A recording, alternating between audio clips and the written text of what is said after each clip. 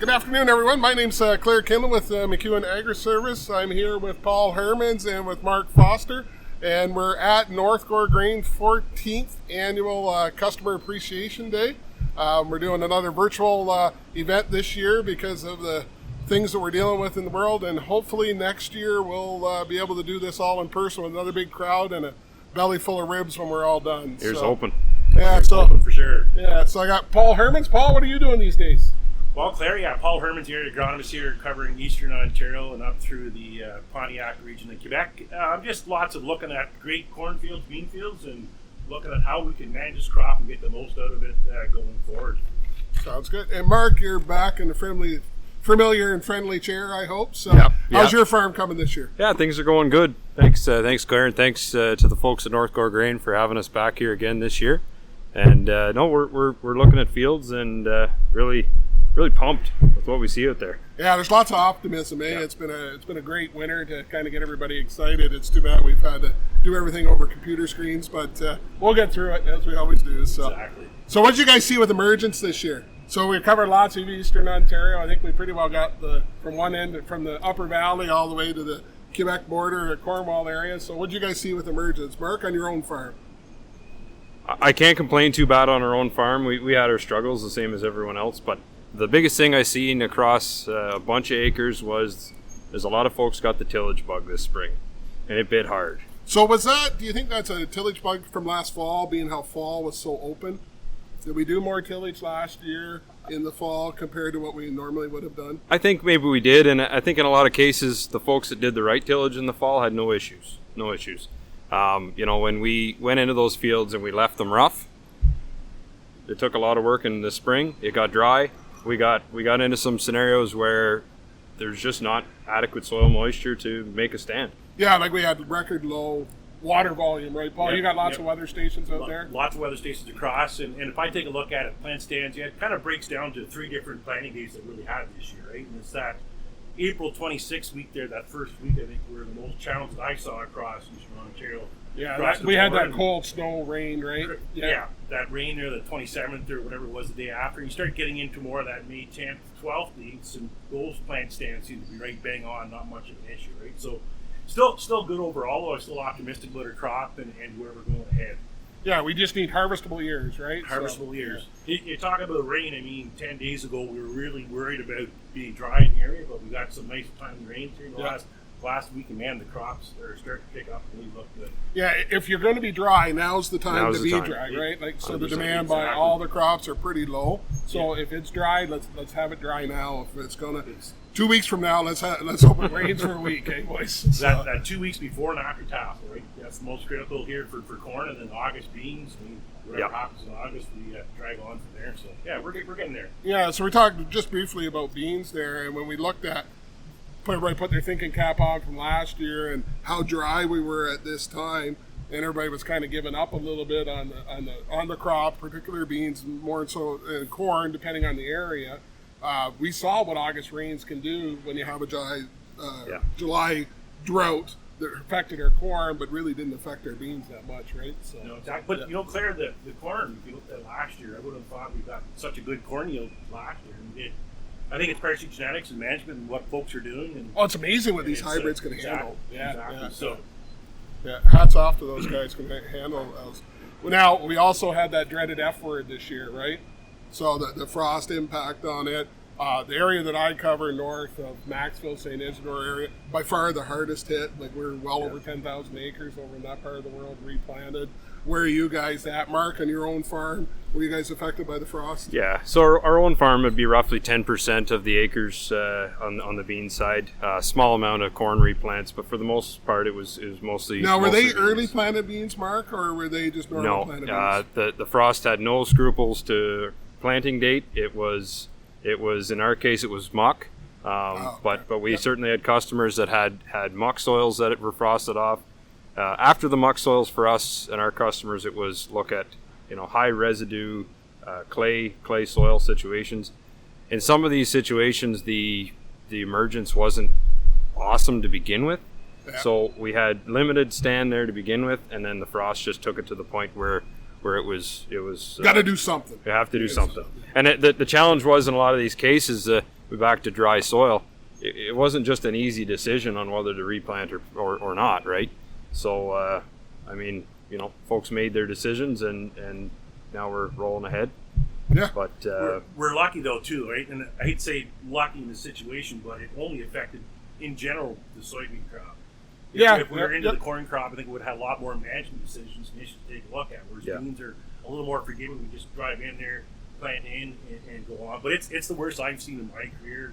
I'd say about 10% of the area across the whole area I cover affected, and normally 1 or 2% is a bad replant here. So and we do a lot of custom spraying, right? And we're out spraying some of those Roundup Ready soybeans later now, and guys are pulling into the field and realizing that there's no beans in the field. So even the guys went back and looked and said, "Oh, I'm okay with the frost." Now, a couple of weeks later, they've been back and there's nothing coming back. So it's every field is a little bit different, and we're looking at some of the fields now. I would say it was more impacted north of St. Isidore in that area up there. That we got 4 planting dates. We got the first one, and then we got the frost damage ones coming through, and then we got the dry soil ones coming through, and now we got the replants coming through. So we got unifoliates, the 4th and 5th dry foliate in the same field. So, which also does some things for weed control, right? Yep. So I know you like to get the weeds out of the field early, Mark. You don't even want to see a weed in the crop, right? No, we don't. So how'd that work out for you this year? Well, we tried hard. just as everybody else did with the pre-emerge program. It wasn't, we just didn't have adequate moisture to activate that chemistry, right? So, but in a lot of cases, there's a lot of sprayer capacity around anymore, right? So, we were able to get in there and clean it up. Not enough some days, I'll tell you that. I know your boys have been running hard and doing the best they can, but it's a challenge. And back to that same conversation with those planting dates, we've now got a challenge ahead of us to figure out, when we're putting that fungicide on, because on a lot of these acres, there's a lot of money we're protecting. Yeah, so how will these beans adapt, Paul, when we got these different planting dates and timing for these applications?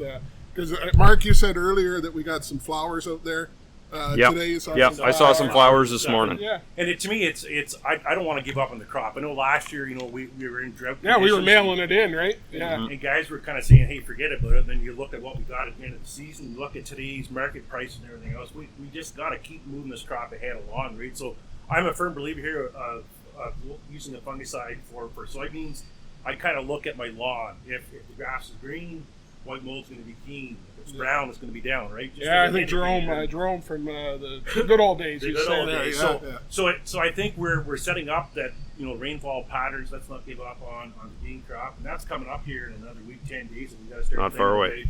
About fungicide application. And I would say to guys, if you haven't tried something out there, this is the year to try it. Try a few passes, a few strips. If you're a doubter, let's prove yourself right or wrong. So. And I think with the fungicide, don't get tied up on the timing too much. Like, there is a big window. What I mean by timing, though, is don't wait too long, but you don't have to be out there just prime. Like, it is a window on fungicides, right? And my experience has been that you guys can all say, well, I sell the product. It doesn't really matter to me. I just want you guys to grow a better crop. I'm seeing a huge benefit to these foliar nutrition packages that are being added to the fungicide. It just seems I get better response from the fungicide when I am using those foliar outputs. And they're the list of foliar approved ones. There's 100 of them. So you pick one from your suppliers that you can work with and trust with. Go from there. But I think on the white mold, we definitely got to do the 2 passes if we're in a history of a white mold area and kind of watch that timing and kind of go from there. And I really hope we do, because that means things are good, right? Yeah, that means we got a good crop. Exactly. If we got white mold conditions, we got a good crop. So for sure. Yeah. And just building on the weed control, you're walking a lot of your plots. What did you see variability in weed control? It's variability in weed control. Again, a tough year. Early on with the dry, just didn't get that canopy in. The crop is quick, right? But we're starting to make up for it now, and that's where the put crop protection guys like yourself, Clare, get the job done and kind of go from there. So then I kind of look at, Clare, I guess the next we get through this fungicide for bean, then we're going to hit corn pretty soon here. And I was looking at growing degree in it. So where are we at with crop? Stage, we're about 10% ahead of last year to date. And just doing some rough math, and we all know when our hybrids are going to roughly flower by GDUs, but I was kind of pegging, July 14th to the 20th, 14th, yeah. that kind of week. So Yep. man, we're in good shape. That's coming up quick, right? Yeah, we want to see that tassel as soon as we can, right? The earlier the better. And I mean, we tell our sprayer operators this used to be their kind of lax time, right? Like right prior to at tassel time. Now those boys don't get any break. No rest for the wicked. Yeah, so we don't let any operators take holidays between the 10th and the 25th of July. So that's where we are now. So, and I think there's more and more demand for that. Where I'm seeing the big benefits is we work with a lot of dairy accounts. Yep. And to me, it's almost a no-brainer on silage, right? It's an absolute no-brainer. Yeah. I agree with that. Then I think on corn we got to look at if you're no-till, heavy residue, corn on corn, those kind of situations. And then that rainfall again in July is going to be a key. Look at the yield key potential, issue. right? Exactly. Yeah, like kind of assess the yield potential on it. Yeah. So. Just going back to the weed control on the pre-emerge that we're disappointed in. I'm still impressed on how well it did work.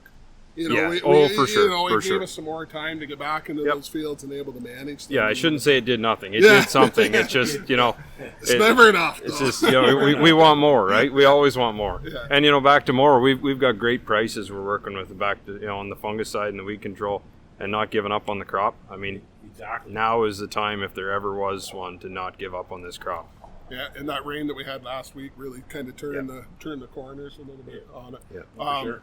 For maturity, going back to the weather stations and stuff that we were talking about earlier, with all this variability out there, how are guys managing that for just basic management tools on the farm? So are they timing their fungicides differently on that? Or?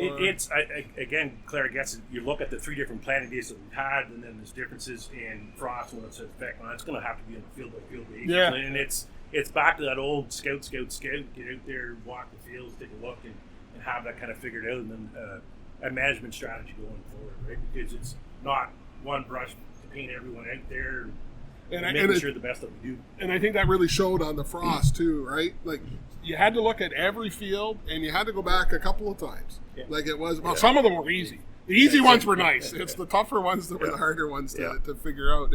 And so on those, a lot of times we just thickened the beans up. We did have to replant some corn on some muck. It froze down deep and hard, and we did have to replant some of those. But on the soybeans, what can we expect difference at harvest time? So I guess the big thing is they always talk about, if you look at the middle of May as being your optimal, let's say, soybean planting date. But for every 3 days later, you're later planting, you're about a day later harvest. Right. So you kind of can use some of that kind of stuff to factor in, looking at it from a harvest standpoint, where you think your soybean crop's going to be coming off that, right? So, but beans are a little different of a beast. That can have a little bit different staging in that crop compared to corn. It's not maybe as critical as corn. The corn I'm more worried about. If you have a 2 or a 4 or 6 deep in the same field and side by side, that's where we're going to run into some potential issues. Yeah, and some of those fields, like I hate the guys that react the next day with a corn planter and go in and punch the corn in right beside the other ones. They're a recipe for disaster. But I did utilize some herbicide traits this year in soybeans. So we didn't just thicken up those fields. We kind of started over on some of those fields just because the emergence was so spotty. And, this part of the field is that, emergence is you got 160,000 over Crook and Gap. The next side of the field is you're at 20 40. Yeah. So, the power of enlist or extend in those soybeans really gave us a neat option this year that we haven't had in a while. So, and now spray and extend, it's kind of a lot easier than the It's all about the tools in the toolbox, and I think we got a lot more. I mean, we talk about scouting. A lot of companies have satellite imagery as an example, right? Or guys are getting more into drones and use that kind of stuff to get out there, figure what's going on, and help you make decisions a lot easier. So, and as farmers, you guys know your fields the best. You got to go look at them. Yep. We can help, but you guys need to be out there. Exactly. What about the wheat crop? We got 2 wheat crops, right? We got the spring wheat and the winter wheat. So, what's your thoughts on the spring wheat, Mark? Well, we're more in my game in the winter wheat. I think it looks amazing overall with the stand and everything else. And this rain that we got here in the last week was a lifesaver, right? So I'm excited about the wheat crop. It just got out of the ground, going great. This year. It really never looked back from the fall. Never looked back, and just we had that early heat on, and just it's going to march on. We're going to have an early wheat crop, and I even got some guys are thinking about going in and planting beans after wheat. I'm not sure if that's the right decision, but we'll see when that time comes, right? So. Yeah, you know, if you're talking about that in Eastern Ontario, double cropping beans here, I'm just not quite sure on that. But the prices are really helping, I think, drive a lot of that. And guys are looking at different options to make a few extra dollars, and you can't blame them, right? No. I was a little concerned when the wheat started flowering, the winter wheat. It was right with those 4 days of intense heat and stuff. Do you think the wheat just kind of went dormant and said, "Hey, I'll just hang out here for a little bit," or do you think it was too far along? No, I think it slowed down, and it's no different than you and I, right? We still keep chugging along, but it senses what's going on, and crops got an amazing capability to adjust. And I think the rains when it came, that 4 or 5 days later, it took some yield off. I'm not disputing that, but I think the crop is still it's a lot better than it was. Exactly. Even if we lost kernels, we're going to gain in bushel weight. Yeah, right? exactly. So you got grain bushel fill. weight. You got your head, right? And it's how many kernels you get out of the head, and the bigger they are, the less you need, right? The smaller they are, the more you need, right? So that brings us to spring wheat. Lots of guys packed it in on spring wheat before the rain because it was this high and threatening to tiller, or to head out, and they were chopping it for green feed. Right. So like it was underseeded and stuff. So what's your thought on the spring wheat crop? Do you have many guys growing spring wheat, or? We don't get. I'm like Paul. I don't get into spring wheat very much, but certainly there is a bunch of it out there. We've got some customers with some. It looks tough. There's no doubt about it. It's short, but I mean we can't write it off yet.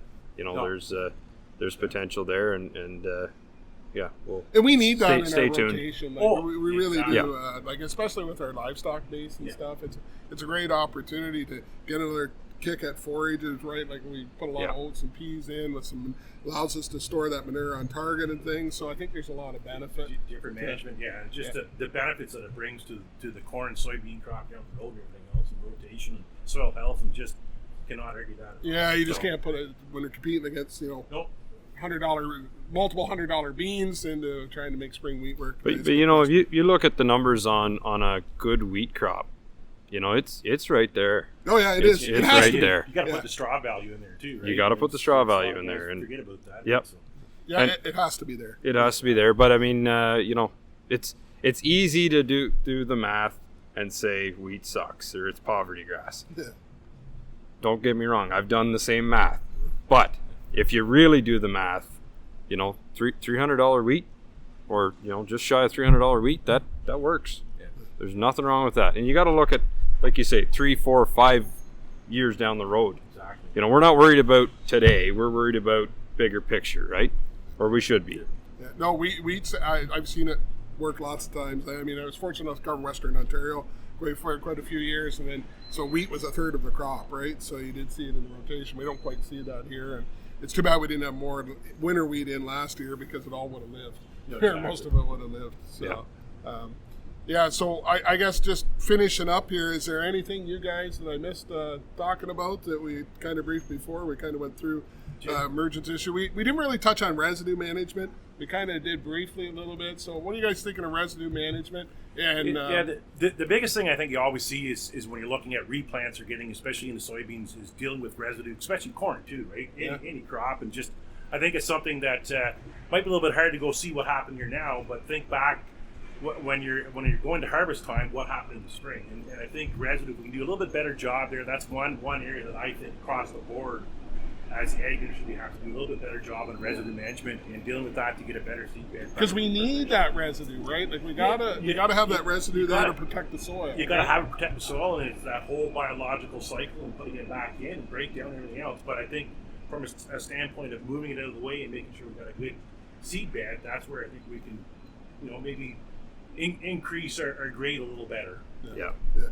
No, I'd agree 100%. I mean, and I don't think for a second it just means tillage, right? I think as farmers, we think it's just this thing that goes into our head when we think we're managing residue, we have to think tillage, and I don't think that's the case. There's so many options today. We can start at the combine. That's the first tillage pass.